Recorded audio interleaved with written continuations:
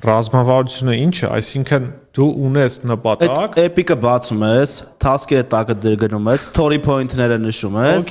ու գնում ես առաջ։ Հա, բայց ինչի համար է այդ ամեն ինչը։ Այսինքն ռազմավարությունը պետք է տա այն քայլերի հերթականությունը, որոնք շատ ժամանակ իրար հետ կապված են,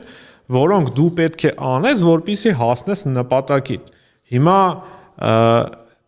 ինչի համար եմ սա ասում, ռազմավարությունը այնպիսի բան չէ, որ դու հանես վերջում ասես 21 հատ կետ ունեի, 55%-ը կատարել եմ, այսքան այդտեղ տոկոս չկա, այդտեղ ամեն կետ մի որակական է, ինքը քանակական չէ, դու չես կարող այդ թվով որոշես, որովհետև դու կարող է, ասենք նույնիսկ դուրս գաս աշխարհի առաջնության եզրափակիչ փուլ, բայց քո ռազմավարությունը տապալվի,